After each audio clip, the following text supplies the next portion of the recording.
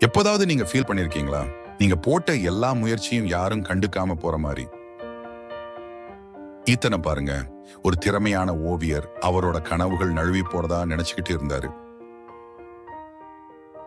அவர் போடுற ஒவ்வொரு தூரிகை தடமும் உணர்ச்சியையும், ஒவ்வொரு வண்ணமும் ஒரு கதையையும் சொன்னது.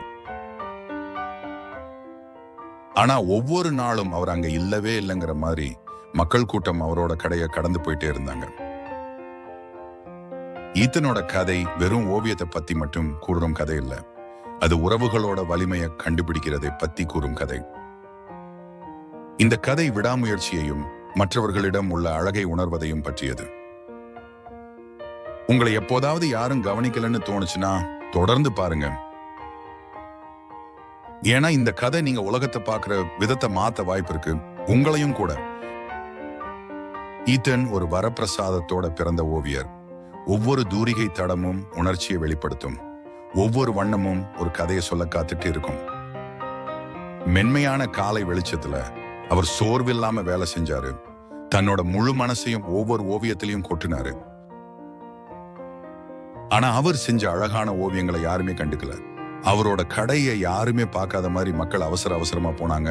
அவங்க காலடி சத்தம் அவரோட நம்பிக்கையை விட அதிகமா கேட்டுச்சு. அவர் நம்பிக்கையோட இருக்க முயற்சி செஞ்சாரு. தன்னோட ஓவியங்களை கவனமா சரி செஞ்சாரு. இன்னைக்காவது யாராவது நின்னு அவர் வரைஞ்ச கதைகளை பார்ப்பாங்கன்னு நம்பினாரு. ஆனா இந்த உலகம் அந்த அமைதியான ஓவியரை கவனிக்க கூட நேரம் இல்லாம ரொம்ப அவசரமா இருந்துச்சு. நல்லா சிரிச்சுக்கிட்டு பேசிக்கிட்டு நடந்து போறவங்க கூட அவர் ஒரு தடவை கூட திரும்பி பார்க்கல. எல்லாமே ட்ரை பண்ணாரு, விலைய குறைச்சாரு, டிஸ்கவுண்ட் கொடுத்தாரு, சிரிச்சு பேசி கூட பார்த்தாரு.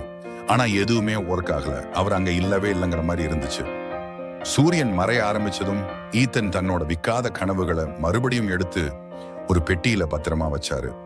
ஒவ்வொரு நாளும் அந்த பெட்டியின் பாரம் அதிகமாகி கொண்டே இருந்தது. அருகில் ஒரு சிரிப்பொலி அந்த அமைதியான மாலை நேரத்தை கலைத்தது. சுற்றுலா பயணிகள் சிலர் தங்களுக்குள் கிண்டல் பேசிக் கொண்டிருந்தனர். அவர்களின் கவனமற்ற வார்த்தைகள் அவர்கள் உணர்ந்ததை விட ஆழமாக அவனை பாதித்தது. இதையெல்லாம் ஏன் விற்கிறாரு என்று ஒருவன் ஏளனமாக சொல்ல, மற்றொருவன் ஒரு நாளும் இவர் எதையும் விற்க மாட்டாரு என்று கூறினான். அந்த சிரிப்பொலி ஈத்தனின் காதுகளில் கூர்மையான குத்தலை போல் எதிரொலித்தது. அவர்களின் வார்த்தைகள் அவன் மனதில் எதிரொலிக்க ஈத்தன் தன் கடையின் ஓரத்தில் அமர்ந்தான். வெறுமையான தன் சட்டை பைகளை வெறித்து பார்த்தான். சந்தேகத்தின் பாரம் அவன் நெஞ்சை அழுத்தியது. தெரு அமைதியாகியது. நகரத்தின் விளக்குகள் தொலைதூர நட்சத்திரங்களைப் போல் மின்னத் தொடங்கின.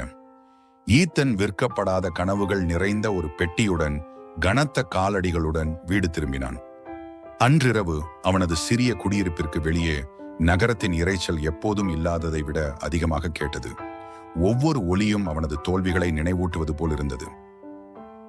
ஏமாற்றம் தலை தூக்கியது. அவன் குனிந்து தன் முகத்தை கைகளால் மூடிக்கொண்டு இத்தனை ஆண்டுகளாக ஒரு முட்டாள்தனமான கனவை துரத்தி வீணாக்கிட்டோமோன்னு யோசிச்சான். அவனுடைய மேசையின் குவியல்களுக்கு இடையே அவனுடைய மறைந்த தாயின் புகைப்படம் அவன் கண்ணில் பட்டது. அவளது கனிவான புன்னகை அவனுக்கு மிகவும் தேவையான ஊக்க வார்த்தைகளை மெல்ல சொல்லுவது போல் இருந்தது. பல ஆண்டுகளுக்கு முன்பு அவள் சொன்ன வார்த்தைகள் அவன் இதயத்தில் எதிரொலித்தன. ஈத்தன், கலை என்பது மற்றவர்களால் பார்க்கப்படுவது அல்ல, மற்றவர்களை பார்ப்பது. அந்த எண்ணம் ஒரு கணம் நிலைத்தது. ஒரு தெளிவின் ஒளிக்கீற்றை வழங்கியது. அந்த வார்த்தைகள் மனதில் ஆழமாக பதிந்ததும் ஈத்தன் ஒரு தூரிகையை எடுத்தான். மற்றவர்களை கவனிப்பது அவர்கள் தன்னை கவனிக்க உதவுமா என்று யோசித்தான். விடியற்காலையில் ஈத்தன் தனது ஜன்னலில் நின்று சூரியனின் முதல் கதிர்கள் வானத்தை ஊடுருவி செல்வதை பார்த்து கொண்டிருந்தான். அது ஒரு புதிய நாள், ஒருவேளை ஒரு புதிய தொடக்கமாக இருக்கலாம். மறுநாள் காலை ஈத்தன் ஒரு புதிய யோசனையுடன் தனது கடையில் நின்றான். தனது ஓவியங்களை காட்சிப்படுத்துவதற்கு பதிலாக கடந்து செல்லும் மக்களின் மீது கவனம் செலுத்த முடிவு செய்தான். ஒரு சிறுவன் ஓவியங்களை பார்க்க நின்றபோது ஈத்தன் ஒரு கனிவான புன்னகையுடன் அவனை வரவேற்று, "ஹே, உனக்காக ஒன்று வரையட்டுமா?" என்று கேட்டான். ஈத்தன் சிறுவனின் ஆர்வமான கண்களை விரைவாக வரைந்து ஒவ்வொரு விவரத்தையும் பதிவு செய்து புன்னகையுடன் அந்த உருவப்படத்தை அவனிடம் கொடுத்தான். அந்த ஓவியத்தை பார்த்த சிறுவன் சிரித்து, "இது நான் தான்" என்று கத்தினான். அவனது சிரிப்பு பரவசமாக இருந்தது. அருகில் இருந்தவர்களை புன்னகைக்க வைத்தது. அந்த ஓவியத்துடன் ஈத்தன் சிறுவனுக்கு கையால் எழுதப்பட்ட ஒரு குறிப்பையும் கொடுத்தான். அதில் உன் ஆர்வம் உலகை ஒளிரச் செய்யும் என எழுதியிருந்தது. முதல்ல கடந்து போறவங்க அந்த படங்களையும் குறிப்புகளையும் பார்த்து ஆச்சரியப்பட்டாங்க. சில பேர் குழப்பமா கூட பார்த்தாங்க.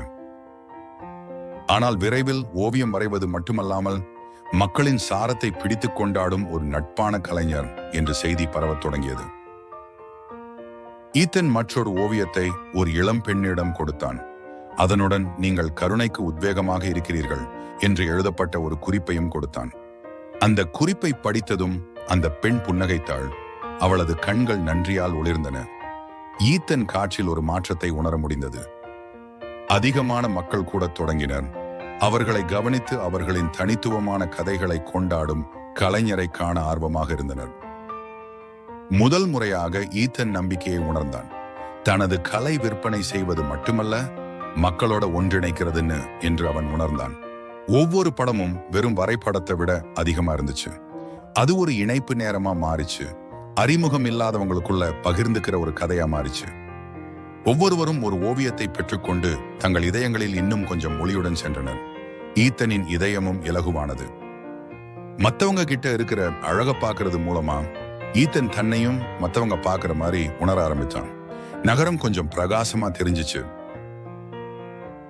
கவனிக்கும் இந்த சிறிய செயலில் ஈத்தன் தொடர்பின் சக்தியையும் தனது கலையின் இதயத்தையும் கண்டறிந்தான். ஈத்தன் தொடர்ந்து வரைஞ்சுகிட்டும் நல்ல வார்த்தைகளை பகிர்ந்துகிட்டும் இருக்கும்போது மக்கள் ஒரு சிறப்பான விஷயத்தை கவனிக்க ஆரம்பிச்சாங்க. அவரோட கலை அவங்க மனசை தொட்டுச்சு. மக்கள் அவரோட ஓவியங்களை வாங்க ஆரம்பிச்சாங்க. வெறும் அழகுக்காக மட்டுமில்ல, அந்த ஓவியரோட அவங்க உணர்ந்த இணைப்புக்காகவும். ஒவ்வொரு விற்பனையிலும் ஈத்தன் தனது பொருட்களை மேம்படுத்த போதுமான அளவு சேமித்தான். இதனால் அவனுடைய வேலை இன்னும் துடிப்பானது. ஒரு உள்ளூர் பிளாக்கர் ஈத்தனின் கதையை கவனித்து உங்களை பார்க்கும் கலைஞர் என்ற தலைப்பில் ஒரு கட்டுரை எழுதினார். விரைவில் ஒரு காட்சியக உரிமையாளர் ஈத்தனை ஒரு நம்ப முடியாத சலுகையுடன் அணுகினார். அவர் ஈத்தனின் படைப்புகளை ஒரு கண்காட்சியில் காட்சிப்படுத்த வாய்ப்பு வழங்கினார். தெரு ஓவியங்கள் முதல் ஒரு காட்சியக காட்சி வரை ஈத்தனின் பயணம் அசாதாரணமானது. ஈத்தனின் கலை இப்போது தனிநபர்களை மட்டுமல்ல, முழு சமூகங்களையும் ஊக்குவித்தது. எண்ணற்ற இதயங்களை தொட்டது. எல்லாவற்றிலும் ஈத்தன் பணிவுடன் இருந்தான். எப்பொழுதும் தனது தொடக்கத்திற்கு நன்றியுள்ளவனாக இருந்தான். அவரது மாற்றம் வெறும் வெற்றியை பற்றியது அல்ல, அது அர்த்தத்தை கண்டுபிடித்து உலகத்துடன் பகிர்ந்து கொள்வதை பற்றியது. ஈத்தனின் கதை நம்பிக்கையின் அடையாளமாக மாறியது. கலைக்கு வாழ்க்கையை மாற்றும் சக்தி உண்டு என்பதை நிரூபித்தது. இறுதியில் ஈத்தனுக்கு அது வெறும் கலை பற்றியதல்ல, அது மக்களை ஒன்றிணைத்தது என்பதை அவன் அறிந்தான். ஏனென்றால் கலை அவரது திறமை மட்டுமல்ல, அது ஈத்தன் உலகிற்கு திரும்பக் கொடுக்கும் வழி. ஆனால் வெற்றி ஈத்தனை மாற்றவில்லை. அவர் இன்னும் வாரத்திற்கு 2 முறை தனது கடையை அமைத்து நின்று சென்றவர்களுக்கு இலவச ஓவியங்களையும் குறிப்புகளையும் வழங்கினார். கண்ணுக்கு தெரியாதது போல் உணர்வது எப்படி இருக்கும் என்று அவருக்கு தெரியும். எல்லோரும் கவனிக்கப்பட வேண்டும் என்று அவர் விரும்பினார். ஈத்தனின் கதை வெறும் கலை பற்றியது அல்ல, அது மற்றவர்களிடம் உள்ள அழகை காண்பதையும் அதன் மூலம் உங்கள் சொந்த அழகை கண்டுபிடிப்பதையும் பற்றியது. நம்மளிடம் என்ன இல்லை என்பதை விட நாம் என்ன கொடுக்க முடியும் என்பதில் கவனம் செலுத்தும் போது வாழ்க்கை திரும்பக் கொடுக்கும் ஒரு வழியை கொண்டுள்ளது. ஈத்தன் உண்மையான கலை என்பது தனக்காக உருவாக்குவதில் இல்லை, மற்றவர்களுக்காக உருவாக்குவதில் உள்ளது என்பதை கண்டுபிடித்தார். அப்படியானால் உங்களை பற்றி சொல்லுங்கள். இன்று யாருடைய நாளை நீங்கள் பிரகாசமாக்க முடியும்? உங்களோட வாழ்க்கையையே மாற்றக்கூடிய எந்த சின்ன கருணை செயலை நீங்க செய்யலாம். சில நேரம் மற்றவங்களை கவனிச்சா போதும், அவங்களுக்கும் உங்களுக்கும் அவங்க முக்கியமானவங்கன்னு ஞாபகப்படுத்த முடியும். ஈத்தனோட கதை உங்களை பாதிச்சிருந்தா லைக் பண்ண, ஷேர் பண்ண, சப்ஸ்கிரைப் பண்ண மறக்காதீங்க. கமெண்ட்ஸ்ல சொல்லுங்க இந்த வாரம் நீங்க கருணையை எப்படி பரப்ப போறீங்கன்னு.